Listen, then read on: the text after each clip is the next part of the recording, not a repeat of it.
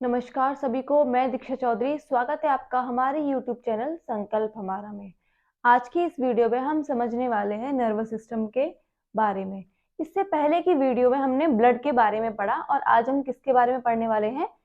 Nervous system के बारे में। तो बोर्ड पर आपने देखा होगा कि मैंने चार्ट बनाया हुआ है नर्वस सिस्टम के बारे में। तो ये चार्ट है नर्वस सिस्टम के बारे में एंड देन ये वाला चार्ट जो है, ये वाला डायग्राम है ब्रेन का, और साथ में जो ये है हमारी स्पाइनल कॉर्ड।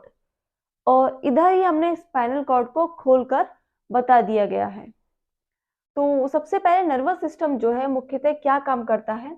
जो भी सूचनाएं होती हैं बाहर से, जो हमें सूचनाएं मिलती हैं, सर्दी है, गर्मी है, ठंडक है, उसको कहाँ तक? ब्रेन तक पहुंचाना। एंड देन उसके जो ब्रेन है इंस्ट्रक्शंस देता है, उसमें स्पाइनल कॉर्ड और जो अन्य नसें भी होती हैं उनके थ्रू, जो पूरे नसों का जाल हमारे शरीर में बिछा हुआ है, तो वो इंस्ट्रक्शन वो अपने जो हमारे ऑर्गन्स हैं, हैंड, लेग्स, बॉडी पार्ट्स हैं, वो उनको इंस्ट्रक्शंस देते हैं, देन वो काम करते हैं।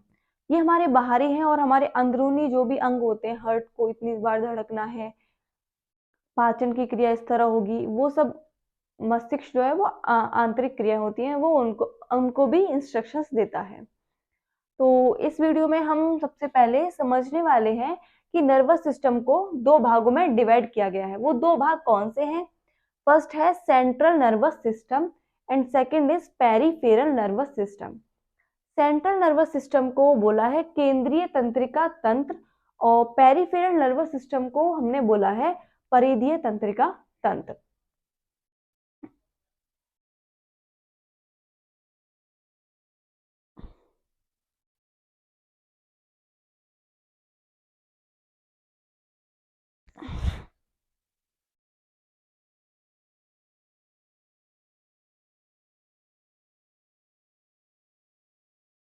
अब इसमें केंद्रीय तंत्रिका तंत्र क्या है, सबसे पहले हम ये जानने वाले हैं सेंट्रल नर्वस सिस्टम क्या है। सेंट्रल का मतलब क्या होता है? मध्य में, बीच में, क्योंकि ये सब हम पहले से ही जानते हैं कि सेंट्रल का मीनिंग क्या होता है, मध्य में या बीच में। तो जैसा कि इसका नेम है सेंट्रल यानी केंद्रीय, यानी ये हमारी बॉडी के कहाँ होगा? केंद्रीय भाग में होगा, केंद्र में होगा। तो हमारी बॉडी के एकदम अक्षीय, इस तरह से सीधे तरीके से, जिस तरह से मान लीजिए ये क्या है हमारा? ब्रेन। और आपने इससे पहले के लेसन में हमने रीढ़ की हड्डी, बैकबोन के बारे में पढ़ा था, और ये क्या है? इससे हमारी होती हुई बैकबोन। तो ये हमारी क्या है? बॉडी के एकदम अक्ष में, इसी के चारों ओर अंग है। ये क्या है? सीधे सीधे। अगर हम पीछे से देखें तो यहाँ से ब्रेन से और पीछे जो हमारा जा रहा है वो क्या है? सब नर्वस सिस्टम के अंतर्गत आएगा। तंत्रिका तंत्र क्या है? तंत्रिका तंत्र सबसे बड़ी कोशिका है। हमने ये पहले कोशिका लेसन में पढ़ चुके हैं। लंबाई में लंबी कोशिका है, सॉरी बड़ी नहीं, लंबी कोशिका है। सबसे लंबी कोशिका कौन सी है? तंत्रिका तंत्र। अभी हम आगे जानेंगे, फिलहाल हम यही जानते हैं तंत्रिका तंत्र के इस डायग्राम के बारे में। तो हमने देखा सेंट्रल नर्वस सिस्टम को दो भागों में डिवाइड किया गया। First of all central nervous system के बारे में हमने क्या बताया कि ये बॉडी के एकदम अक्ष में होती है, मध्य में होती है, और इसी के द्वारा क्या जाते हैं, जो भी क्रियाएं होती हैं इसी के सिग्नल्स के द्वारा। और ये बहुत ही महत्वपूर्ण अंग है, बहुत ही महत्वपूर्ण है ये। और सेंट्रल नर्वस सिस्टम को हमने दो भागों में डिवाइड किया। फर्स्ट भाग जो है वो है हमारा ब्रेन एंड सेकंड है स्पाइनल कॉर्ड। ब्रेन और स्पाइनल कॉर्ड किसके अंतर्गत आते हैं? सेंट्रल नर्वस सिस्टम के अंतर्गत आते हैं। अच्छा, ब्रेन क्या काम करता है? ब्रेन का तो नर्वस सिस्टम में सबसे मेन रोल किसका है? ब्रेन का है। सोचने का, समझने का और इंस्ट्रक्शंस देने का काम किसका है? ब्रेन का काम होता है। जबकि स्पाइनल कॉर्ड क्या है? स्पाइनल कॉर्ड जो सिग्नल्स ब्रेन देता है, इंफॉर्मेशन ऑर्डर जो देता है, और बाहर से जो हमें इंफॉर्मेशन मिलती है एनवायरनमेंट से, वो सब ले जाने और लाने का काम किसका होता है? स्पाइनल कॉर्ड यानी मेरु रज्जु का काम होता है। इसीलिए हम मेरु रज्जु को छोटा मस्तिष्क कहते हैं, छोटा ब्रेन कहते हैं।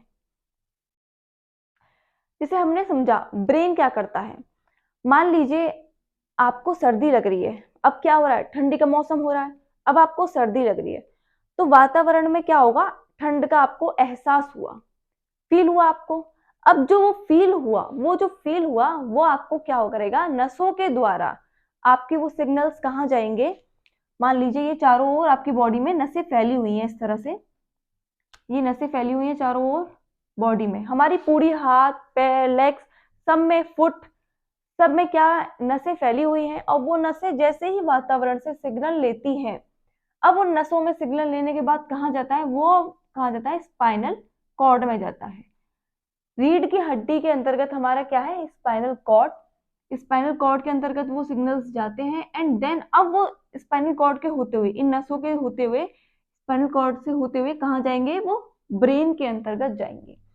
अब आपको महसूस हुआ सर्दी हो रही है, तो ब्रेन क्या इंस्ट्रक्शन देगा, वूलन क्लोथ्स पहनिए, सर्दी के कपड़े पहनिए, और क्या, और हम सर्दियों में क्या करते हैं, आग जला लीजिए। तो इस तरह के इंस्ट्रक्शंस कौन देता है, ब्रेन देता है। आपने देखा, आपने कुछ सुना, आपको कोई आवाज दे रहा है, आपका नाम बोलता है, तो आपको देन आप जो हमारे जो ईयर्स में जब आवाज जाती है, तो वो सिग्नल्स किसके, स्पाइनल कॉर्ड के थ्रू जाते हैं और कहाँ पहुंचते हैं, ब्रेन के अंतर्गत पहुंचते हैं। देन ब्रेन उसको इंस्ट्रक्शंस देता है, ऑर्डर देता है कि आप उसे रिएक्ट करिए। तो ब्रेन का बहुत ही महत्वपूर्ण काम है। अब हम समझने वाले हैं स्पाइनल कॉर्ड के बारे में। स्पाइनल कॉर्ड क्या करता है, अभी हमने देखा स्पाइनल कॉर्ड का भी बहुत महत्वपूर्ण काम है। सारे सिग्नल्स किसके थ्रू जा रहे हैं, स्पाइनल कॉर्ड के थ्रू।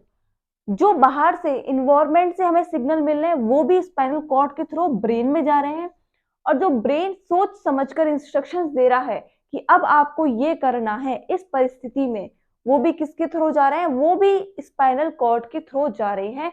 और वो स्पाइनल कॉर्ड के थ्रू जाते हुए अब वो इन नसों में जा रहे हैं। अब ये जो नसें हैं, ध्यान रखें, ये नसें स्पाइनल कॉर्ड नहीं है, ये जो बीच की है इसको हम क्या बोलेंगे, स्पाइनल कॉर्ड।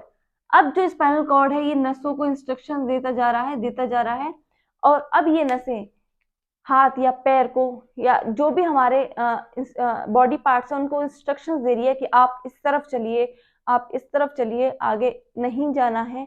तो ये सब इंस्ट्रक्शंस हमें किसके थ्रू जा रहे हैं, स्पाइनल कॉर्ड के थ्रू जा रहे हैं। इसीलिए हम स्पाइनल कॉर्ड को छोटा मस्तिष्क कहते हैं। स्पाइनल कॉर्ड के बाद हमने ब्रेन को भी आगे 3 भागों में बांटा है। अग्र मस्तिष्क, फॉर ब्रेन, जो आगे का ब्रेन होगा उसको हम क्या बोलेंगे, फॉर ब्रेन। मध्य मस्तिष्क जो मिडिल का होगा उसको मध्य मस्तिष्क। फर्स्ट हाइंड जो पीछे का मस्तिष्क होगा उसको हाइंड ब्रेन। अभी हम ब्रेन के बारे में नेक्स्ट वीडियो में समझेंगे। आज केवल हम इस चार्ट के बारे में समझने वाले हैं कि इसमें मुख्य मुख्य क्या बातें बताई गई हैं। अभी हमने ब्रेन और स्पाइनल कॉर्ड के बारे में समझा, अब हम समझने वाले हैं पेरिफेरल नर्वस सिस्टम या परिधीय तंत्रिका तंत्र। नाम से थोड़ा थोड़ा इसमें भी क्लियर हो रहा है, परिधीय तंत्रिका तंत्र। जैसे केंद्रीय तंत्रिका तंत्र सेंट्रल में क्या था, जो हमारी सिस्टम था ये सेंट्रल में था, बिल्कुल ये जो तंत्र था ये सेंट्रल में था बॉडी के। जिसे मान लीजिए हम बोलते हैं वृत्त की परिधि। परिधि वृत्त की कैसी होती है, चारों तरफ क्या होती है वृत्त की परिधि। उसी तरह से ये क्या है, वृत्त की परिधि। अब ये हमारा क्या है, स्पाइनल कॉर्ड। अब इस स्पाइनल कॉर्ड से निकलने वाली जो ये नसें हैं ये इसके चारों ओर निकली हुई है। इसी तरह ब्रेन में भी इसी तरह नसें निकली हुई है, तो इनको हम क्या बोलेंगे, परिधीय तंत्रिका तंत्र। ये किसके अंतर्गत आएंगी, परिधीय तंत्रिका तंत्र। अब ये कितनी होती हैं, ब्रेन के अंतर्गत ये जो परिधीय तंत्रिका तंत्र में ब्रेन में कितनी नसें निकली होती हैं, नसें या नर्व्स कितनी निकली होती हैं, 12 जोड़ी, यानी 12 इस तरफ से 12 इस तरफ से, तो टोटल कितनी हुई 24। जोड़ी का मतलब एक में कितनी होंगी, 2, तो 12 जोड़ी में कितनी होंगी, 24। उसी प्रकार स्पाइनल कॉर्ड जो इस तरह जा रही है इसमें कितनी नसें निकली हुई हैं, 31 जोड़ी। 31 जोड़ी का मतलब क्या होगा, 31 तो इस तरफ होंगी, 31 ही इस तरफ होंगी, तो टोटल कितनी होंगी, 62। कितनी होंगी, 62। तो ब्रेन और स्पाइनल कॉर्ड की 12 जोड़ी नसें ब्रेन में से और 31 जोड़ी नसें स्पाइनल कॉर्ड से मिलकर क्या बना है, परिधीय तंत्रिका तंत्र, जो किसकी चारों ओर है, परिधि, यानी परिधि मतलब उसके चारों ओर फैला हुआ है, किसके, सेंट्रल नर्वस सिस्टम के चारों ओर। अब हमने देखा परिधीय तंत्रिका तंत्र को इस डायग्राम में दो भागों में बांटा गया है। वो दो भाग कौन से हैं? फर्स्ट है autonomic nervous system and second is voluntary nervous system. Autonomic nervous system में क्या है? इसको हम हिंदी में बोलेंगे स्वायत्त तंत्रिका तंत्र। क्या बोलेंगे? स्वायत्त तंत्रिका तंत्र। ऑटोनॉमिक नर्वस सिस्टम में क्या होगा? अभी हमने परिधीय तंत्रिका तंत्र में देखा कि इसमें कितनी नसें? 12 जोड़ी ब्रेन से और 31 जोड़ी स्पाइनल कॉर्ड से। अब ऑटोनॉमिक नर्वस सिस्टम में क्या होगा? कुछ जोड़ी नसें तो ब्रेन से ली जाएंगी और कुछ जोड़ी नसें किससे ली जाएंगी? स्पाइनल कॉर्ड से ली जाएंगी। ली जाएंगी मतलब हटाई नहीं जाएंगी, होंगी इसमें। तो कुछ जोड़ी नसें तो ब्रेन से है, कुछ जोड़ी नसें स्पाइनल कॉर्ड से हैं। क्योंकि ये नसें क्लियर नहीं है कि कितनी नसें हैं, इसीलिए यहाँ पर बुकों में अक्सर यही लिखा गया है कि कुछ जोड़ी नसें ब्रेन से और कुछ ही कितनी स्पाइनल कॉर्ड से मिलकर क्या बनता है? ऑटोनॉमिक नर्वस सिस्टम बनता है। अब इस सिस्टम के अंतर्गत क्या होता है अभी हम ये जानेंगे। इस सिस्टम को दो भागों में डिवाइड किया। पहला किया sympathetic nervous system and second is parasympathetic nervous system. Sympathetic nervous system को हम हिंदी में बोलेंगे अनुकंपी तंत्रिका तंत्र और पैरासिम्पैथेटिक नर्वस सिस्टम को बोलेंगे परानुकंपी क्रिया। अनुकंपी तंत्रिका तंत्र में क्या होगा सिंपैथेटिक नर्वस सिस्टम में? अच्छा, आपने कभी देखा होगा जब आपके सामने सडन कोई आ जाता है, अचानक से कोई आ जाएगा तो आप क्या एकदम डर जाते हैं।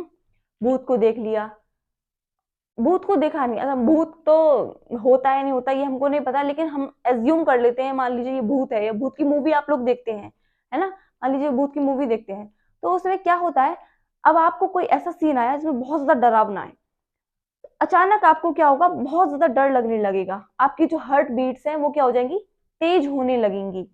तो ये जब सिग्नल्स होते हैं ये किसके थ्रू जाते हैं, ये अनुकंपी तंत्रिका तंत्र के अंतर्गत आते हैं। जब आपको बहुत तेज हार्ट बीट्स बढ़ने लगेंगी, बाहर आप गला सूखने लगेगा आपका, साथ में क्या आंखें आपकी फटने लगेंगी, बड़ी बड़ी हो जाएंगी। ऐसा नहीं है कि हर सिचुएशन में ऐसा हो, किसी सिचुएशन में आपकी आंखें ज्यादा बड़ी हो जाएंगी, गला सूखने लगेगा। जैसे मान लीजिए आपको आदत नहीं होती स्टेज को फेस करने की, तो आप अचानक स्टेज पे जाते हैं तो आपके पैर कांपने लगते हैं। ब्रेन को ये आदत है ही नहीं कि वो कभी स्टेज पे जाए, तो उसकी वजह से क्या होगा, आपके पैर कांपने लगेंगे। तो ये जो क्रियाएं होती हैं ये किसके अंतर्गत आती हैं, ये क्रियाएं सिंपैथेटिक नर्वस सिस्टम के अंतर्गत आती हैं।